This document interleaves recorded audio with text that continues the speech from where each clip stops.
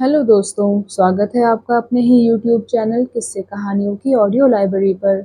अभी हम सुन रहे हैं मुंशी प्रेमचंद्र द्वारा रचित उपन्यास कायाकल्प का भाग 22। तो चलिए सुनते हैं आज का भाग। रेलवे स्टेशन पर कहीं तिल रखने की जगह ना थी। अंदर का चबूतरा और बाहर का सहन सब आदमियों से खचाखच भरे थे। चबूतरे पर विद्यालयों के छात्र थे, रंग बिरंगी वर्दियां पहने हुए, और सेवा समितियों के सेवक रंग-बिरंगी झंडियां लिए हुए। मनोरमा नगर की कई महिलाओं के साथ अंचल में फूल भरे सेवकों के बीच में खड़ी थी। उसका एक-एक अंग आनंद से पुलकित हो रहा था। बरामदे में राजा विशाल सिंह, उनके मुख्य कर्मचारी और शहर के रईस और नेता जमा थे। मुंशी वज्रधर इधर-उधर पैंतरे बदलते और लोगों को सावधान रहने की ताकीद करते फिरते थे। कोई घबराहट की बात नहीं, कोई तमाशा नहीं, वह भी तुम्हारे ही जैसा 2 हाथ पैर का आदमी है। आएगा तब देख लेना, धक्कम-धक्का करने की ज़रूरत नहीं है। दीवान हरिसेवक सिंह सशंक नेत्रों से सरकारी सिपाहियों को देख रहे थे और बार-बार राजा साहब के कान में कुछ कह रहे थे। अनिष्ट भय से उनके प्राण सूखे हुए थे। स्टेशन के बाहर हाथी, घोड़े, बग्घियां, मोटर पैर जमाए खड़ी थी। जगदीशपुर का बैंड बड़े मनोहर स्वरों में विजय गान कर रहा था। बार-बार सहस्रों कंठों से हर्ष ध्वनि निकलती थी, जिससे स्टेशन की दीवारें हिल जाती थीं। थोड़ी देर के लिए लोग व्यक्तिगत चिंताओं और कठिनाइयों को भूलकर राष्ट्रीयता के नशे में झूम रहे थे। ठीक 10 बजे गाड़ी दूर से धुआं उड़ाती हुई दिखाई दी। अब तक लोग अपनी जगह पर कायदे के साथ खड़े थे, लेकिन गाड़ी के आते ही सारी व्यवस्था हवा हो गई। पीछे वाले आगे आ पहुंचे, आगे वाले पीछे पड़ गए। झंडियां रक्षास्त्र का काम करने लगी और फलों की टोकरियां ढालों का।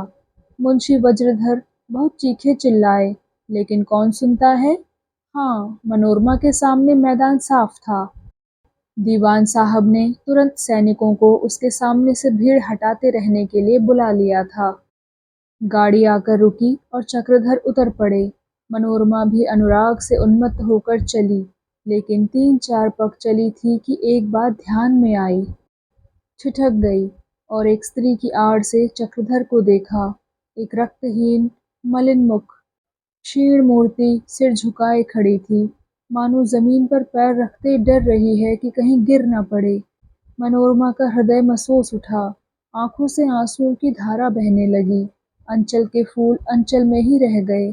उधर चक्रधर पर फूलों की वर्षा हो रही थी, इधर मनोरमा की आंखों से मोतियों की। सेवा समिति का मंगलगान समाप्त हुआ तो राजा साहब ने आगे बढ़कर नगर के नेताओं की ओर से उनका स्वागत किया। सब लोग उनसे गले मिले और जुलूस जाने लगा। मुंशी वज्रधर जुलूस के प्रबंध में इतने व्यस्त थे कि चक्रधर की उन्हें सुध ही न थी। चक्रधर स्टेशन के बाहर आए और यह तैयारियां देखी तो बोले, आप लोग मेरा इतना सम्मान करके मुझे लज्जित कर रहे हैं। राष्ट्रीय सम्मान किसी महान राष्ट्रीय उद्योग का पुरस्कार होना चाहिए। मैं इसके सर्वथा अयोग्य हूँ। मुझे सम्मानित करके आप लोग सम्मान का महत्व खो रहे हैं। मुझ जैसों के लिए इस धूमधाम की जरूरत नहीं। मुझे तमाशा ना बनाइए। संयोग से मुंशी जी वहीं खड़े थे। ये बातें सुनी तो बिगड़ कर बोले, तमाशा नहीं बनना था तो दूसरे के लिए प्राण देने को क्यों तैयार हुए थे। लोग 10-5 हजार खर्च करके जन्म भर के लिए राय साहब और खां बहादुर हो जाते हैं। तुम दूसरों के लिए इतनी मुसीबतें झेलकर यह सम्मान पा रहे हो, तो इसमें झेपने की क्या बात है भला। देखता हूँ कि कोई छोटा मोटा व्याख्यान देता है तो पत्रों में देखता है कि मेरी तारीफ हो रही है या नहीं। अगर दुर्भाग्य से कहीं संपादक ने उसकी प्रशंसा ना की तो जामे से बाहर हो जाता है। और तुम 10-5 हाथी घोड़े देखकर घबरा गए। आदमी की इज्जत अपने हाथ है। तुम ही अगर अपनी इज्जत न करोगे तो दूसरे क्यों करने लगे। आदमी कोई काम करता है तो रुपए के लिए या नाम के लिए। अगर 2 में से एक भी हाथ न आए तो वह काम करना ही व्यर्थ है। यह कहकर उन्होंने चक्रधर को छाती से लगा लिया। चक्रधर का रक्तहीन मुख लज्जा से आरक्त हो गया। यह सोचकर शर्माए कि ये लोग अपने मन में पिताजी की हंसी उड़ा रहे होंगे और कुछ आपत्ति करने का साहस न हुआ। चुपके से राजा साहब की टुकड़ी पर आ बैठे। जुलूस चला। आगे आगे 5 हाथी थे जिन पर नौबत बज रही थी। उनके पीछे कोतल घोड़ों की लंबी कतार थी जिन पर सवारों का दल था। बैंड के पीछे जगदीशपुर के सैनिक 4-4 की कतार में कदम मिलाए चल रहे थे। फिर क्रम से आर्य महिला मंडल, खिलाफत, सेवा समिति और स्काउटों के दल थे। उनके पीछे चक्रधर की जोड़ी थी जिसमें राजा साहब मनोरमा के साथ बैठे हुए थे। इसके बाद तरह-तरह की चौकियां थी। उनके द्वारा राजनीतिक समस्याओं का चित्रण किया गया था। फिर भांति-भांति की गायन मंडलियाँ थीं, जिनमें कोई ढोल मंजीरे पर राजनीतिक गीत गाती थी, कोई डंडे बजा-बजा कर राष्ट्रीय हर गंगा सुना रही थी और 2-4 सज्जन चने ज़ोर गरम और चूरन अमलबेद की वाणियों का पाठ कर रहे थे। सबके पीछे बग्घियों, मोटरों और बसों की कतारें थीं। अंत में जनता का समूह था। जुलूस नदेसर, चेतगंज, दशाश्वमेध और चौक होता हुआ दोपहर होते-होते कबीर चौरे पर पहुंचा। यहाँ मुंशी जी के मकान के सामने एक बहुत बड़ा शामियाना तना हुआ था। निश्चय हुआ था कि यहीं सभा हो और चक्रधर को अभिनंदन पत्र दिया जाए। मनोरमा स्वयं पत्र पढ़कर सुनाने वाली थी, लेकिन जब लोग आ आकर पंडाल में बैठे और मनोरमा अभिनंदन पढ़ने को खड़ी हुई, तो उसके मुंह से एक शब्द न निकला। आज 1 सप्ताह से उसने जी तोड़कर स्वागत की तैयारियां की थी, दिन को दिन और रात को रात न समझा था। रियासत के कर्मचारी दौड़ते-दौड़ते तंग आ गए थे।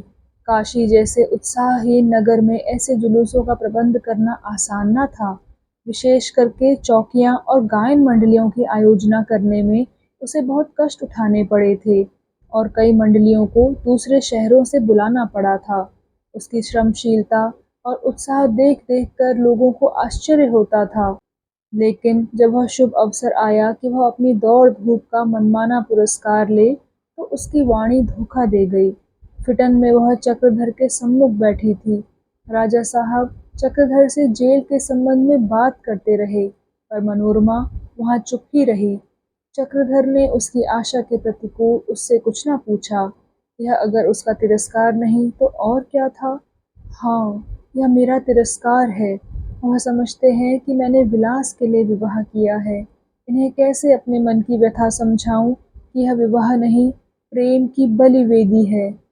मनोरमा को असमंजस में देखकर राजा साहब ऊपर आ खड़े हुए और उसे धीरे से कुर्सी पर बिठाकर बोले, सज्जनों, रानी जी के भाषण में आपको जो रस मिलता वह मेरी बातों में कहाँ। कोयल के स्थान पर कौवा खड़ा हो गया है। शहनाई की जगह नरसिंह ने ले ली है। आप लोगों को ज्ञात न होगा कि पूज्यवर बाबू चक्रधर रानी साहिबा के गुरु रह चुके हैं और वह उन्हें अब भी उसी भाव से देखती हैं। अपने गुरु का सम्मान करना शिष्य का धर्म है, किंतु रानी साहिबा का कोमल हृदय इस समय नाना प्रकार के आवेगों से इतना भरा हुआ है कि वाणी के लिए जगह ही नहीं रही। इसके लिए वह क्षम्य है। बाबू साहब ने जिस धैर्य और साहस से दीनों की रक्षा की, वह आप लोग जानते ही हैं। जेल में भी आपने निर्भीकता से अपने कर्तव्य का पालन किया। आपका मन दया और प्रेम का सागर है। जिस अवस्था में और युवक धन की उपासना करते हैं, आप में धर्म और जाति प्रेम की उपासना है। मैं भी आपका पुराना भक्त हूँ। एक सज्जन ने टोका, आप ही ने तो उन्हें सजा दिलाई थी। राजा साहब बोले, हाँ, मैं इसे स्वीकार करता हूँ। राज्य के मद में कुछ दिनों के लिए मैं अपने को भूल गया था। कौन है जो प्रभुता पाकर फूल ना उठा हो? यह तो मानवीय स्वभाव है और आशा है कि आप लोग मुझे क्षमा करेंगे। राजा साहब बोल ही रहे थे कि मनोरमा पंडाल से निकल आई और मोटर पर बैठकर राजभवन चली गई। रास्ते भर वह रोती रही। उसका मन चक्रधर से एकांत में बातें करने के लिए विकल हो रहा था। वह उन्हें समझाना चाहती थी कि मैं तिरस्कार योग्य नहीं, दया के योग्य हूँ। तुम मुझे विलासिनी समझ रहे हो, यह तुम्हारा अन्याय है। और किस प्रकार मैं तुम्हारी सेवा करती? मुझ में बुद्धि बल न था, धन बल न था, विद्या बल न था, केवल रूप बल था और वह मैंने तुम्हें अर्पण कर दिया। फिर भी तुम मेरा तिरस्कार करते हो। मनोरमा ने दिन तो किसी तरह काटा, पर शाम को वह अधीर हो गई। तुरंत चक्रधर के मकान पर जा पहुंची। देखा तो वह अकेले द्वार पर टहल रहे थे। शामियाना उखाड़ दिया गया था। कुर्सियाँ, मेजें, दरियाँ, गमले सब वापस किए जा चुके थे। मिलने वालों का तांता टूट चुका था। मनोरमा को इस समय बड़ी लज्जा आई। न जाने वह अपने मन में क्या समझ रहे होंगे। अगर छिपकर लौटना संभव होता तो वह अवश्य लौट पड़ती। मुझे अभी न आना चाहिए था। 2-4 दिन में मुलाकात हो ही जाती। नाहक कितनी जल्दी की। पर अब पछताने से क्या होता था। चक्रधर ने उसे देख लिया और समीप आकर प्रसन्न भाव से बोले, मैं तो स्वयं आपकी सेवा में आने वाला था। आपने व्यर्थ कष्ट किया। मनोरमा बोली, मैंने सोचा चलकर देख लूं यहाँ का सामान भेज दिया गया है या नहीं। आइए सैर कर आएं। अकेले जाने को जी नहीं चाहता। आप बहुत दुबले हो रहे हैं। कोई शिकायत तो नहीं है ना? चक्रधर बोले, नहीं, मैं बिल्कुल अच्छा हूँ, कोई शिकायत नहीं है। जेल में कोई कष्ट न था, बल्कि सच पूछिए तो मुझे वहाँ बहुत आराम था। मुझे अपनी कोठरी से इतना प्रेम हो गया था कि उसे छोड़ते हुए दुख होता था। आपकी तबीयत अब कैसी है? उस वक्त तो आपकी तबीयत अच्छी ना थी। मनोरमा बोली, वह कोई बात ना थी, यूं ही जरा सिर में चक्कर आ गया था। यूं बात करते करते दोनों छावनी की ओर आ पहुँचे। मैदान में हरी घास का फर्श बिछा हुआ था। बनारस के रंगीले आदमियों को यहाँ आने की कहाँ फुर्सत। उनके लिए तो दाल मंडी की सैर ही काफ़ी है। यहाँ बिल्कुल सन्नाटा छाया हुआ था। बहुत दूर पर कुछ लड़के गेंद खेल रहे थे। दोनों आदमी मोटर से उतरकर घास पर जा बैठे। एक क्षण तो दोनों चुप रहे। अंत में चक्रधर बोले, आपको मेरी खातिर बड़े बड़े कष्ट उठाने पड़े। यहाँ मालूम हुआ कि आप ही ने मेरी सज़ा पहले कम करवाई थी और आप ही ने अब की मुझे जेल से निकलवाया। आपको कहाँ तक धन्यवाद दूँ? मनोरमा बोली, आप मुझे आप क्यों कह रहे हैं? क्या अब मैं कुछ और हो गई हूँ? मैं अब भी अपने को आपकी दासी समझती हूँ। मेरा जीवन आपके किसी काम आए, इससे बड़ी मेरे लिए सौभाग्य की और कोई बात नहीं। मुझसे उसी तरह बोलिए जैसे तब बोलते थे। मैं आपके कष्टों को याद करके बराबर रोया करती थी। सोचती थी, न जाने वह कौन सा दिन होगा जब आपके दर्शन पाऊंगी। अब आप फिर मुझे पढ़ाने आया कीजिए। राजा साहब भी आपसे कुछ पढ़ना चाहते हैं। बोलिए, स्वीकार करते हैं? मनोरमा के इन सरल भावों ने चक्रधर की आंखें खोल दी। उन्होंने उसे विलासिनी, मायाविनी, छलनी समझ रखा था। अब ज्ञात हुआ कि यह वही सरल बालिका है जो निसंकोच भाव से उनके सामने अपना हृदय खोलकर रख दिया करती थी। चक्रधर स्वार्थांध न थे, विवेक शून्य भी न थे। कारावास में उन्होंने आत्मचिंतन भी बहुत किया था। परोपकार के लिए वह अपने प्राणों का उत्सर्ग कर सकते थे, पर मन की लीला विचित्र है। वह विश्व प्रेम से भरा होने पर भी अपने भाई की हत्या कर सकता है। नीति और धर्म के शिखर पर बैठकर भी कुटिल प्रेम में रत हो सकता है। कुबेर का धन रखने पर भी उसे प्रेम का गुप्त दान लेने में संकोच नहीं होता। मनोरमा के ये शब्द सुनकर चक्रधर का मन पुलकित हो उठा। लेकिन संयम वह मित्र है जो जरा देर के लिए चाहे आंखों से ओझल हो जाए, पर धारा के साथ बह नहीं सकता। संयम अजेय है, अमर है। चक्रधर संभल गए, बोले, नहीं मनोरमा, अब मैं तुम्हें ना पढ़ा सकूंगा। मुझे क्षमा करो।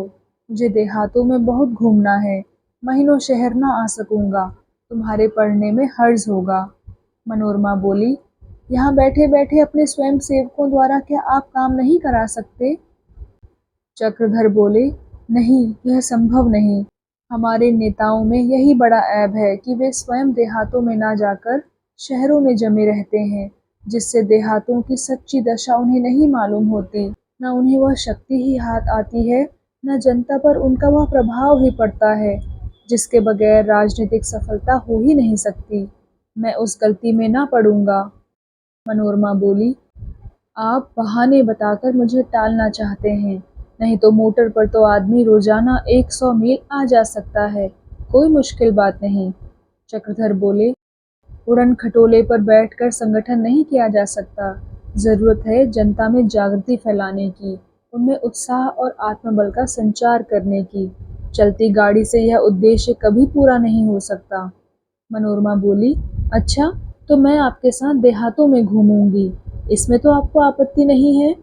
चक्रधर बोले, नहीं मनोरमा, तुम्हारा कोमल शरीर इन कठिनाइयों को न सह सकेगा। तुम्हारे हाथ में ईश्वर ने एक बड़ी रियासत की बागडोर दे दी है। तुम्हारे लिए इतना ही काफ़ी है कि अपनी प्रजा को सुखी और संतुष्ट रखने की चेष्टा करो। यह छोटा काम नहीं है। मनोरमा बोली, मैं अकेली कुछ ना कर सकूंगी। आपके इशारे पर सब कुछ कर सकती हूँ। आपसे अलग रहकर मेरे किए कुछ भी ना होगा।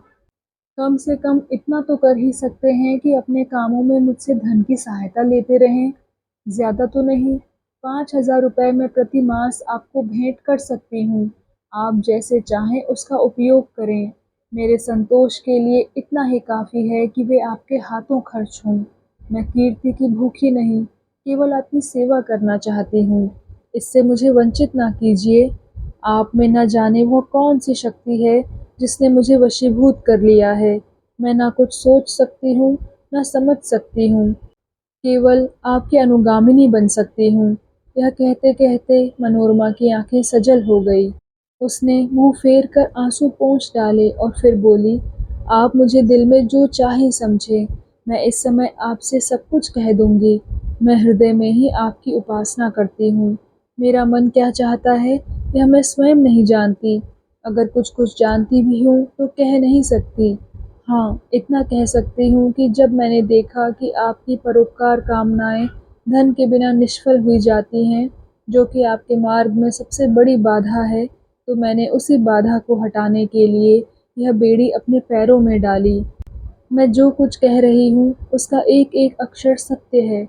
मैं यह नहीं कहती कि मुझे धन से घृणा है। नहीं, मैं दरिद्रता को संसार की विपत्तियों में सबसे दुखदाई समझती हूँ। लेकिन मेरी सुख लालसा किसी भी भले घर में शांत हो सकती थी। उसके लिए मुझे जगदीशपुर की रानी बनने की ज़रूरत न थी। मैंने केवल आपकी इच्छा के सामने सिर झुकाया है और मेरे जीवन को सफल करना अब आपके हाथ में है। चक्रधर ये बातें सुनकर मर्माहत से हो गए। उफ़! यहाँ तक नौबत पहुँच गई। मैंने इसका सर्वनाश कर दिया। हाँ विधि, तेरी लीला कितनी विषम है। वह इसलिए उससे दूर भागे थे कि वह उसे अपने साथ दरिद्रता के कांटों में घसीटना न चाहते थे। उन्होंने समझा था, उनके हट जाने से मनोरमा उन्हें भूल जाएगी और अपने इच्छानुकूल विवाह करके सुख से जीवन व्यतीत करेगी। उन्हें क्या मालूम था कि उनके हट जाने का यह भीषण परिणाम होगा और वह राजा विशाल सिंह के हाथों में जा पड़ेगी। उन्हें वह बात याद आ गई, जो एक बार उन्होंने विनोद भाव से कही थी, तुम रानी होकर मुझे भूल जाओगी। उसका जो उत्तर मनोरमा ने दिया था, उसे याद करके चक्रधर एक बार कांप उठे। उन शब्दों में इतना दृढ़ संकल्प था, इसकी वह उस समय कल्पना भी ना कर सकते थे। चक्रधर मन में बहुत ही क्षुब्ध हुए। उनके हृदय में एक साथ ही करुणा, भक्ति, विस्मय और शोक के भाव उत्पन्न हो गए। प्रबल उत्कंठा हुई कि इसी क्षण इसके चरणों पर सिर रख दें और रोएं। वह अपने को धिक्कारने लगे। मनोरमा को इस दशा में लाने का, उसके जीवन की अभिलाषाओं को नष्ट करने का भार उनके सिवा और किस पर था? सहसा मनोरमा ने फिर कहा, आप मन में मेरा तिरस्कार तो नहीं कर रहे हैं? चक्रधर लज्जित होकर बोले, नहीं मनोरमा, तुमने मेरे हित के लिए जो त्याग किया है, उसका दुनिया चाहे तिरस्कार करे, मेरी दृष्टि में तो वह आत्म बलिदान से कम नहीं। लेकिन क्षमा करना, तुमने पात्र का विचार नहीं किया। तुमने कुत्ते के गले में मोतियों की माला डाल दी। मैं तुमसे सत्य कहता हूँ, अभी तुमने मेरा असली रूप नहीं देखा। देखकर शायद घृणा करने लगो। तुमने मेरा जीवन सफल करने के लिए अपने ऊपर जो अन्याय किया है, इसका अनुमान करके ही मेरा मस्तिष्क चक्कर खाने लगता है। इससे तो यह कहीं अच्छा था कि मेरा जीवन नष्ट हो जाता, मेरे सारे मंसूबे धूल में मिल जाते। मुझ जैसे क्षुद्र प्राणी के लिए तुम्हें अपने ऊपर यह अत्याचार न करना चाहिए था। अब तो मेरी ईश्वर से यही प्रार्थना है कि मुझे अपने व्रत पर दृढ़ रहने की शक्ति प्रदान करें। वह अवसर कभी न आए कि तुम्हें अपने इस असीम विश्वास और असाधारण त्याग पर पछताना पड़े। अगर वह अवसर आने वाला हो तो मैं वह दिन देखने के लिए जीवित न रहूं। तुमसे भी मैं एक अनुरोध करने की क्षमा चाहता हूँ। तुमने अपनी इच्छा से त्याग का जीवन स्वीकार किया है। इस ऊंचे आदर्श का सदैव पालन करना। राजा साहब के प्रति एक पल के लिए भी तुम्हारे मन में अश्रद्धा का भाव न आने पाए। अगर ऐसा हुआ तो तुम्हारा यह त्याग निष्फल हो जाएगा। मनोरमा कुछ देर तक मौन रहने के बाद बोली, बाबूजी, आपका हृदय बड़ा कठोर है। चक्रधर ने विस्मित होकर मनोरमा की ओर देखा, मानो इसका आशय उनकी समझ में न आया हो। मनोरमा बोली, मैंने इतना सब कुछ किया, फिर भी आपको मुझसे सहायता लेने में संकोच हो रहा है। चक्रधर ने दृढ़ भाव से कहा, मनोरमा, मैं नहीं चाहता कि किसी को तुम्हारे विषय में कुछ आक्षेप करने का अवसर मिले। मनोरमा फिर कुछ देर के लिए मौन रहकर बोली, आपको मेरे विवाह की खबर कहाँ मिली? चक्रधर बोले, जेल में अहिल्या ने बताया था। मनोरमा बोली, क्या जेल में आपकी भेंट अहिल्या से हुई थी? चक्रधर बोले, हाँ, एक बार वह आई थी। मनोरमा बोली, यह खबर सुनकर आपके मन में क्या विचार आए थे? सच कहिएगा। चक्रधर बोले, मुझे तो आश्चर्य हुआ था। मनोरमा बोली, केवल आश्चर्य? सच बताइए। चक्रधर ने लज्जित होकर कहा, नहीं मनोरमा, दुख भी हुआ और कुछ क्रोध भी। मनोरमा का मुख विकसित हो उठा। ऐसा ज्ञात हुआ कि उसके पहलू से कोई कांटा निकल गया। एक ऐसी बात जिसे जानने के लिए वह विकल हो रही थी, अनायास इस प्रश्न द्वारा चक्रधर के मुंह से निकल गई। मनोरमा यहाँ से लौटी तो उसका चित्त प्रसन्न था। उसके कान में ये शब्द गूंज रहे थे, हाँ मनोरमा, दुख भी हुआ और कुछ क्रोध भी। तो दोस्तों, कैसा लगा आपको आज का भाग? कृपया कमेंट सेक्शन में आकर ज़रूर बताइएगा। और अगर आपने अभी तक इस चैनल को सब्सक्राइब नहीं किया है तो कृपया सब्सक्राइब भी ज़रूर कर लीजिएगा। मैं मिलती हूँ आपसे इसी कहानी के अगले भाग के साथ। तब तक के लिए धन्यवाद।